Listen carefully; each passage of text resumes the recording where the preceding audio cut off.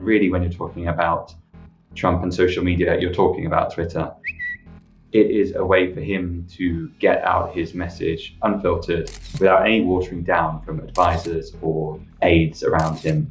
And that is why he loves it. Trump is a brand. Hi, perhaps you recognize me. It's your favorite president. This is how he built his business. This was his whole strategy. And so what he does now, I think intentionally will put out even inflammatory tweets that redirect wherever the narrative is at the time. Now that the platforms are starting to take action by limiting the kinds of advertisements that he can target, by placing labels on the kinds of tweets that he's sending out if they contain misinformation, he doesn't have as much control or free rein to reach those audiences anymore.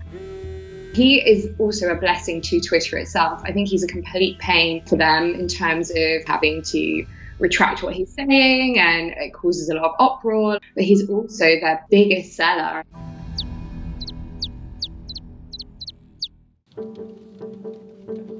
The biggest controversy that's happened with Donald Trump's tweets in the run-up to the election has been around concerns that his tweets, his messages might be influencing people's ability to vote, people's willingness to vote. We all know Trump. He puts everything out there. Everything he's thinking, he states on his Twitter. The early vote that comes in may put him ahead.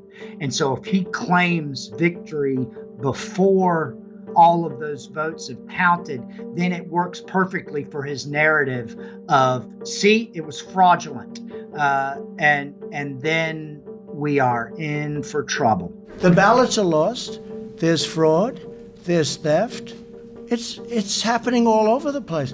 One of the main things that the social media companies have been under immense pressure from in America is ensuring that they do not unfairly allow this election to be swung in one direction or the other. We may not have realized it at the time, but Trump is the bodyguard of Western civilization. The American way of life means you speak your mind without retribution, without being kicked off social media by a self-righteous censor in Silicon Valley. There is a point when these companies can't be passive platforms anymore and they need to step in. But they're aware of the backlash that they'll get if they do step in. And they have been accused for a very long time of censoring conservative voices. I believe strongly in free expression. Giving people a voice is an important part of what our services do. And I'm very worried about some of the forces of illiberalism that I see in this country that are pushing against free expression. I think if you listen to his most ardent supporters now, they believe the misinformation. Don't let it dominate you.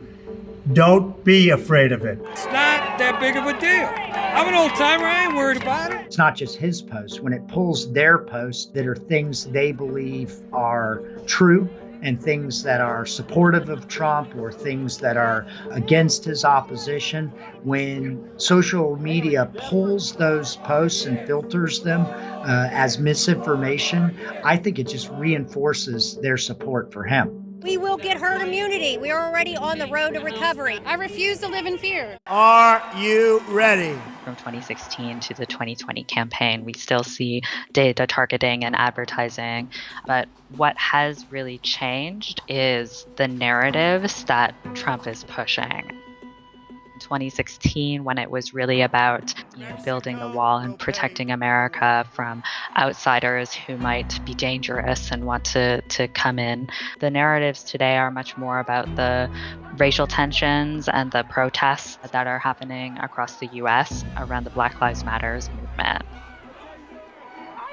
Here we're really seeing Trump push a lot of disinformation about the violence that is happening on protests and the extent to which the protester activities are very disruptive in terms of rioting. This is peaceful. This is peaceful, and yet they still don't care.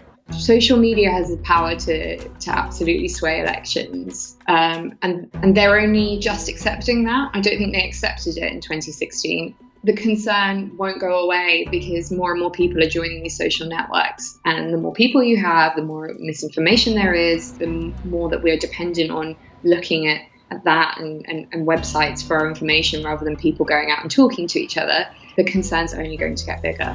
I do not think that Trump is any less effective on social media in 2020 than he was 4 years ago. He still uses the platform relentlessly. He has actually increased the number of tweets he posts a day during his presidency, and the small number of tweets that Twitter has taken action on only represents a fraction of that. My father has strong convictions.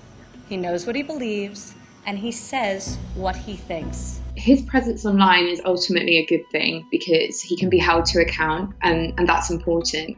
I recognize that my dad's communication style is not to everyone's taste, and I know that his tweets can feel a bit unfiltered. The way that he writes on social media seems very indicative of what he's thinking, and it's good to know that about the person who's running your country.